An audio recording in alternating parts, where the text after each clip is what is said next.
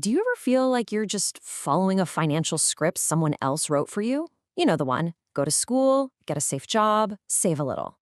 We're pretty much all told this is the only way. But what if there's a different map? Today, we're going to explore a really powerful framework from Robert Kiyosaki's work that helps you understand not just where your money comes from, but where you can actually guide it to build real freedom. I mean, this advice is everywhere, isn't it? It's the classic formula for success we hear from, well, from everyone, our family, our teachers, society in general. It's that well-worn path, the one that promises security and, that reliable paycheck. But here's the big question we have to ask. Is this really the best path to financial freedom anymore? Is it possible that this well-meaning advice actually keeps us trapped? Stuck in a cycle of trading our time for money instead of figuring out how to make money work for us? The truth is, that safe job is just one of 4 totally different ways people earn an income. And once you understand all 4, it's like someone hands you a map. It shows you exactly where you are, but also all the other places you could possibly go. And this map, it's called the Cashflow Quadrant. So let's take a look at this financial map. The Cashflow Quadrant isn't really about what job you have. It's a tool for understanding the mindset behind how you make money.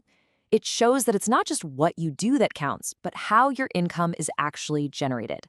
Let's break down these 4 different paths.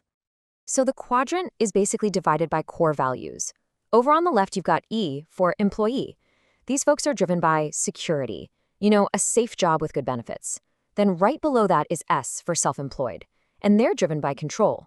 They want to be their own boss and get paid directly for their expertise. Now on the right side, things look different. We have B for big business owner, who values freedom.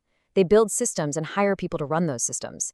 And then there's I for investor, who is also driven by freedom, but they get it by making their money do all the heavy lifting. And this right here reveals the huge split in the quadrant. People on the left side, the employees and the self-employed, are, at the end of the day, working for money. Their income is tied directly to their own time and their own effort. So if they stop working, the money stops. But people on the right side, the business owners and investors, they have a totally different goal. They want to have money work for them. They build assets that generate income whether they're physically clocking in or not. So how in the world do they do that? Well, the secret is leverage, and they use 2 incredibly powerful tools. OPT, which is other people's time, and OPM, other people's money. A business owner uses OPT by hiring employees to build their system. An investor uses OPM, like a loan from a bank, to buy assets that produce income. This leverage is what creates that explosive, exponential growth, something an employee or a self-employed person can almost never achieve on their own. But here's the thing, crossing from the left side to the right isn't just about changing your job title. You can't just quit your job tomorrow and poof, you're a successful business owner. It takes a really deep shift in your mindset, how you think about things, how you deal with risk, and what you truly, truly value. This quote just nails the essence of that mindset shift perfectly. Think about it. Your employer's job is to give you a paycheck. That's it. It is your job to build wealth. They are not responsible for your financial freedom. That is 100% on you. And taking that ownership, that's the first and most important step to getting to the right side of the quadrant. Making this shift is really tough. We've got these huge mental roadblocks, like being kind of addicted to that steady paycheck and this deep, deep fear of making mistakes. School teaches us that mistakes are bad, right? But for business owners and investors, mistakes are just tuition. It's how you learn. I mean, think of someone like Thomas Edison. He didn't fail thousands of times. He just found thousands of ways that didn't work. That's the right side mindset. So how do you actually develop this new mindset? You build up your financial IQ. And this isn't about school grades. This is about real-world money smarts. It really comes down to 5 key areas. First, simply earning more money. Second, protecting it, legally minimizing your taxes and avoiding bad deals. Third, budgeting your money really well so you have a surplus to invest. Fourth, leveraging that surplus to get an even bigger return. And finally, and this is crucial, always, always improving the quality of your financial information. Okay. So as you start building your financial IQ, you'll naturally begin moving into that investor quadrant. But even within the I quadrant, there are different levels. The best way to think about it is like a ladder, and knowing which rung you're on is the whole key to climbing higher. So it all starts at level 1, the novice, who just has no money to invest. Level 2 is the saver, who's really good at putting money in the bank, but often loses buying power because of inflation. Level 3 is the amateur investor. They might just hand their money over to a financial advisor and kind of hope for the best. Then you get to level 4, the professional, who really takes control, educates themselves, and makes their own investment decisions.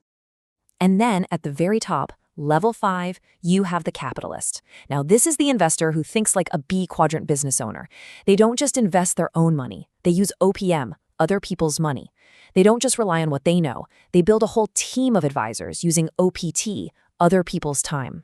They go out and create deals, find deals, and build systems that generate massive returns. This is where financial freedom really happens, and it happens the fastest. Okay, so we've looked at the map, we've identified the different paths, and we understand the kind of mindset you need. So the really big question is, where do you start? The good news is, this whole journey doesn't have to begin with some huge, terrifying leap. It starts with just a single step. You now have the exact same framework that has helped millions of people move toward financial independence. You can see the quadrants, you get the difference between the left side and the right. So what's the very first practical step you can take, like today? It's actually pretty simple. You start by investing in your most valuable asset, your own financial education. Seriously, read a book on investing, listen to a financial podcast on your commute, play the Cashflow game online. See, knowledge is what reduces risk. The more you learn, the less scary that right side of the quadrant becomes, and you'll start to see opportunities absolutely everywhere. As we start to wrap this up, I want to leave you with this really powerful metaphor. Just imagine your income is water. Every single day, you can either carry these heavy buckets of water just to survive, or you can spend your time building a pipeline that brings the water directly to you. A traditional job? That's carrying buckets. It's hard work, and the second you stop carrying, you get thirsty.